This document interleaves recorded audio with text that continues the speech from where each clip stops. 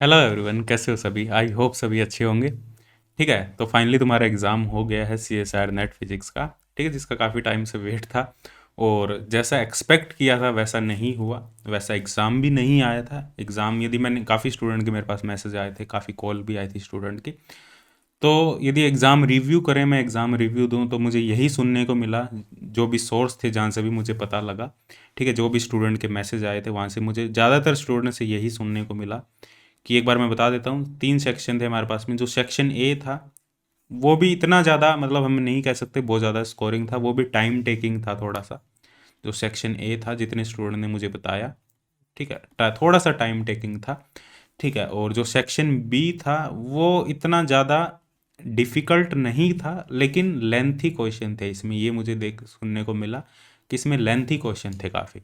ठीक है, और जो सेक्शन सी था, सेक्शन सी की बात करें तो ये लगभग सभी स्टूडेंट यही कह रहे हैं, जो सेक्शन सी है वो बहुत ज़्यादा टफ था।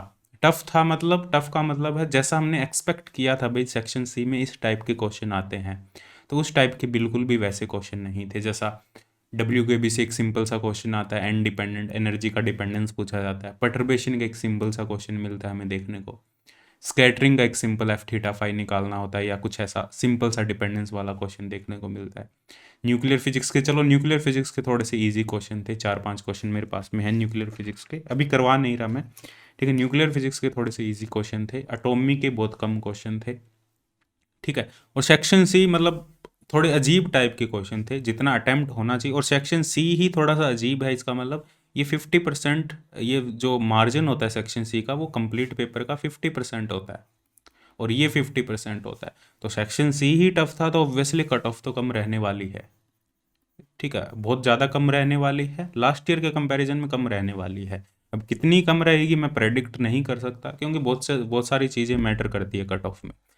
ठीक है, कट ऑफ में ये भी देखा जाता है कितने नंबर ऑफ स्टूडेंट ने एग्ज़ाम दिया। कट ऑफ में ये भी देखा जाता है कि कितने सीरियस वाले स्टूडेंट थे, जो सही में एग्ज़ाम मतलब सही में तैयारी कर रहे थे। वो चीज़ें भी मैटर करती है। और लास्ट 2 ईयर से इतने कम एग्ज़ाम हुए हैं, जो 4 एग्ज़ाम होने थे 2 ही हुए हैं, तो उन चीज़ों पे भी मैटर करती है। तो लास्ट ईयर का जो एग्ज़ाम था वो तो काफ़ी ईजी था, उसके कंपैरिजन में तो ये हम कह सकते हैं काफ़ी टफ था।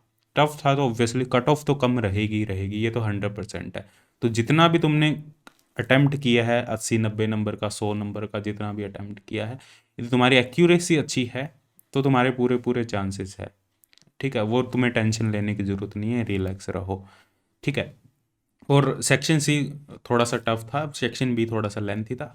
अब देखो, ये पेपर कुछ ऐसा था, इसमें मेन यही था कि थोड़ा सा जो कॉन्सेप्ट, जिसने अच्छे से पढ़े हुए हैं, कॉन्सेप्ट बेस्ड तैयारी की हुई है, ट्रिक्स वगैरह नहीं चलती हर एग्जाम में। ट्रिक्स कितनी ट्रिक्स चलाओगे? ट्रिक्स में होता क्या है, फॉर्मूला बेस ही होता है, कुछ नहीं होता ट्रिक्स में।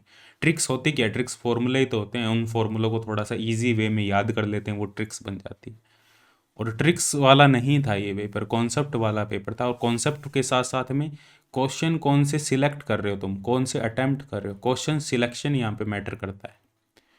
कौन कौन से क्वेश्चन तुमने सिलेक्ट किए हैं, कितना टाइम तुमने मैनेज किया, क्योंकि 3 घंटे में ये पेपर, देखो क्वेश्चन तो ऐसे थे जो तुम कर दोगे। ठीक है, 15 मिनट में भी क्वेश्चन, यदि ये क्वेश्चन जो 3 मिनट में करना है वो तुम 15 मिनट में कर दोगे, यदि 3 मिनट में नहीं हो रहा। लेकिन 15 मिनट थोड़ी देने हैं उस क्वेश्चन को, उतना टाइम थोड़ी ना हमारे पास में। तो क्वेश्चन सिलेक्शन यहाँ पे मैटर करता है। कॉन्सेप्ट अच्छे थे, कम पढ़ा है कोई दिक्कत नहीं है, कॉन्सेप्चुअल पढ़ा है तो आराम से यहाँ पे पूरे पूरे उसका जो पेपर है, जिसने कॉन्सेप्चुअल तैयारी की, ऐसा नहीं लास्ट 15 दिन में 20 दिन में फॉर्मूले वगैरह रट के चले गए, सेम इंपॉर्टेंट टॉपिक है, तो वो वाला पेपर नहीं था, वो पहले हो जाता था। ठीक है, पहले ऐसे मतलब उसी टाइप का यदि एग्ज़ाम आता तो थोड़ा बहुत चांसेस थे कि वैसा हो जाए, लेकिन ऐसा नहीं था। कॉन्सेप्चुअल पेपर था, कॉन्सेप्ट बेस्ड पेपर था। ठीक है, और क्वेश्चन सिलेक्शन मैटर कर रहा था। और इसके अलावा सिर्फ फॉर्मूला रटने से काम नहीं चल रहा था कि फॉर्मूला रट के चलेगी और ये चीज़ें होंगी। ठीक है, तो वो चीज़ यहाँ पे नहीं थी इस पेपर में। अब देखो, अब जो पेपर ऐसा नहीं, अब देखो ये पेपर हम कह रहे हैं भाई टफ है, तो ऐसा नहीं है जो आगे आने वाले जो पेपर होंगे वो भी टफ होंगे। ऐसा पेपर पहले भी हुआ है कि जून 2018 में 18 वाला पेपर भी टफ आया था, उसके बाद में फिर पेपर इजी आने लगे। ऐसा 2016 में भी एक पेपर टफ आया था, फिर पेपर इजी आने लगे। ऐसा नहीं है, ये पैनल पे डिपेंड करता है, कौन सा पैनल है जो एग्ज़ाम को सेट कर रहा है। अब उस पैनल के अंदर कौन कौन से लोग हैं, कौन कौन से प्रोफेसर हैं, उनका सभी का क्या माइंड सेट है, उस पर डिपेंड करता है।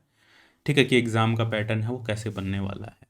ठीक है, किसी के माइंड में क्या चल रहा है किस टाइम पे पेपर बनाते वक़्त, वो हमें थोड़ी पता होता है। कुछ रूल रेगुलेशन भी होते हैं, भाई ये रूल रखा जाता है, बट किसी के मन की क्या कह सकते हैं, कोई क्या कर सकता है, भाई टफ बना दो वो तो कट ऑफ कम चली जाएगी। ऐसा ऐसा कुछ नहीं कि आगे आने वाला पेपर भी वैसा टफ होगा, ऐसा कुछ भी नहीं है। पैटर्न चेंज, हम कह रहे हैं भाई पैटर्न चेंज हो गया नेट का, ऐसा कुछ भी नहीं है, पैटर्न वही है।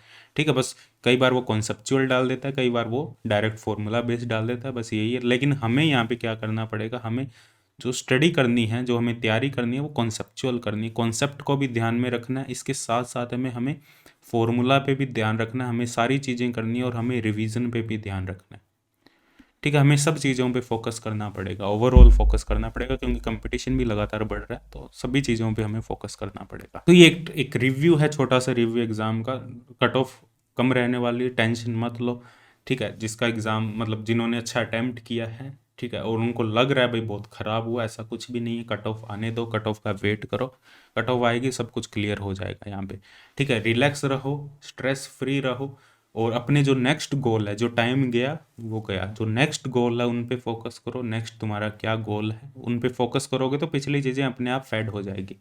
ठीक है, और टाइम एक जैसा नहीं रहता, टाइम निकल जाता है। ये टाइम थोड़ा सा स्ट्रेस वाला टाइम है, तो 2 दिन बाद में, 3 दिन बाद में, 4 दिन बाद में थोड़ा सा रिलैक्स टाइम भी आ जाएगा। चीज़ें फेडअप हो जाती है धीरे धीरे टाइम के साथ साथ में। ठीक है, तो अपने जो नेक्स्ट गोल है उससे जल्दी जितना हो सके स्टिक कर जाओ, स्टिक कर जाओगे तो उतना जल्दी बाहर निकल जाओगे इस चीज़ से। ठीक है, क्योंकि जितना भी अच्छा हुआ पेपर, तो उसको ऐसा ही लग रहा होगा भी मेरा पेपर खराब हुआ है। ठीक है, क्योंकि जितना एक्सपेक्ट कर रहे थे वो वैसा नहीं हुआ ना।